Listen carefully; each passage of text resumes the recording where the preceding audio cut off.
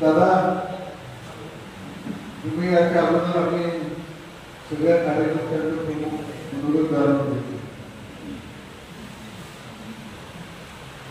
रयत क्रांती संघटना ही महायुती बरोबर आहे आणि राज्यभर सगळे कार्यकर्ते कामाला लागलेले आहेत आणि माढा मतदारसंघ हा आपल्या घरचा मतदारसंघ. एक मी आपल्या कार्यकर्त्यांना आठवण करून देतो. 2014ला माढा मतदारसंघ घडवला त्यावेळची निवडणूक प्रस्थापित विरुद्ध विस्थापित अशी होती आणि एकही प्रस्थापित आपल्या बाजूला नव्हता. पण तुम्ही सगळ्या बारीक सामान्य गावकऱ्यांच्या कार्यकर्त्यांनी निवडणूक हातात घेतली आणि 5 लाख मत मिळाले. ते आणि तुमची काय ताकद आहे मला माहिती. पण एक गोष्ट मी दादांच्या समोर तुमच्या समोर सुहास पाटील गोगडे साहेब आवर्जून योग्य सांगतो की माढा लोकसभा मतदारसंघामध्ये आपल्या पाठीशी 2 शक्ती होत्या आणि एक होती आदर्शराव संजय मामा आणि उघडपणानं दुसरी शक्ती जी होती ती रणजित नाईक निंबाळकर. कोणी त्यांच्याशिवाय मोठा नेता या मतदारसंघामध्ये आपल्या पाठीशी नव्हता.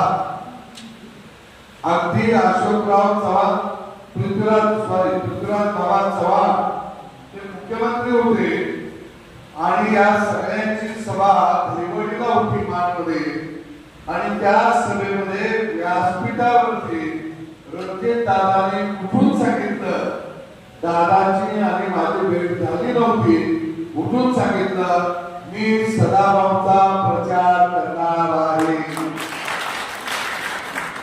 आणि सगळी यंत्रणा फलटणमध्ये आणि माणमध्ये आणि खटाव तालुक्यामध्ये दादांनी उभा केली. हे आपल्या कार्यकर्त्यांना माहिती असणं अत्यंत गरजेचं आहे. आजपर्यंत या विषयावरती जाहीरपणानं उघड मी कधीही बोललो नव्हतो आणि आपण शेतकरी आहोत, शेतकरी चळवळ चालवतो, शेतकऱ्याचा धर्म आहे. जर दुसऱ्याचं शेत जर आपण नांगरायला गेलो किंवा आपला जर एखादा शेत नांगरायला आला तर त्याच्या शेतात आपण नांगरायला जातो, याला बैरा फेडायचं म्हणतात. आणि म्हणून शेतकरी चळवळ ही स्वाभिमानी चळवळ आहे. रयत क्रांती संघटना ही गावगाडा आणि शेतकरी याला बरोबर घेऊन काम करत आहे. आम्ही या निवडणुकीमध्ये सुद्धा तो बैरा 100% फेडणार आहोत. आणि म्हणून मी कार्यकर्त्यांना विनंती करतो, मी मगाशी बऱ्यापैकी वेगवेगळ्या विषयावर बोललोय.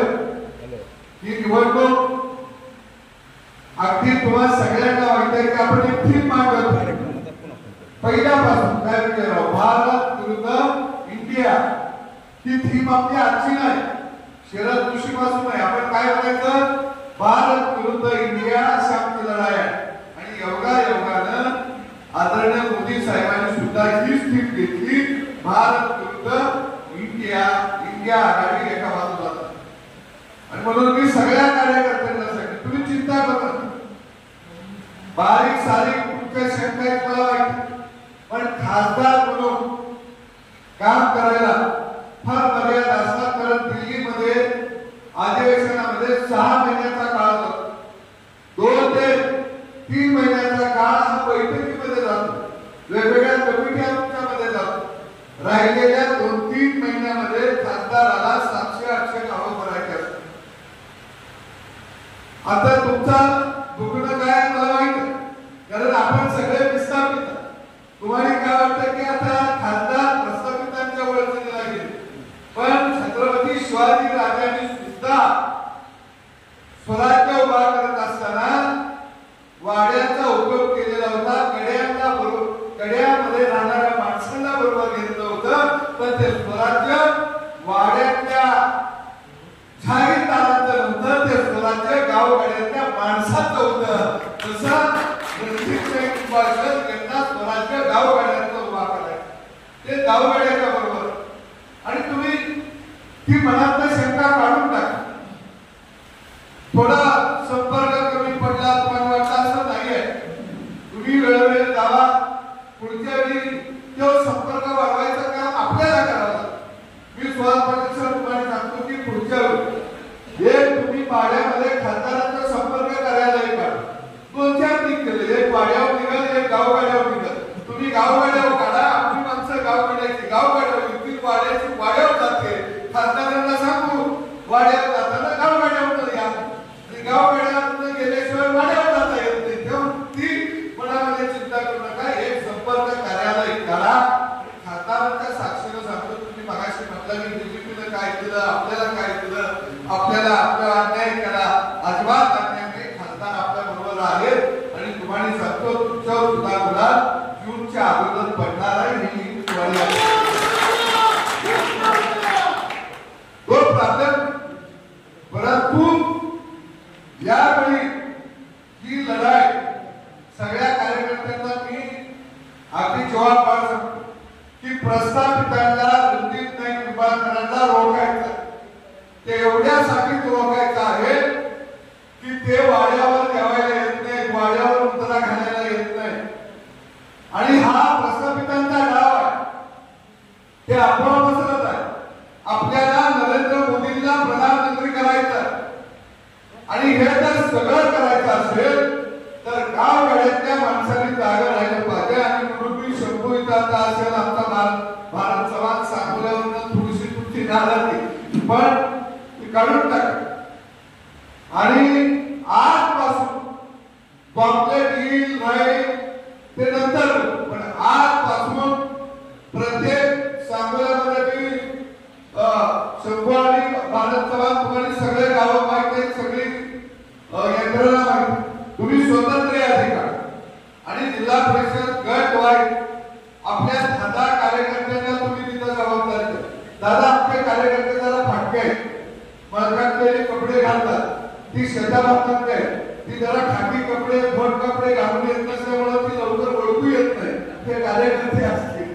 पण तुम्ही सगळे अगदी इकडं आता विष्णू वगैरे सगळे तुम्ही एकदम ताकदीनं गावाला त्या मतदारसंघामध्ये जागा पाण्यामध्ये सर तुम्ही लक्ष घाला.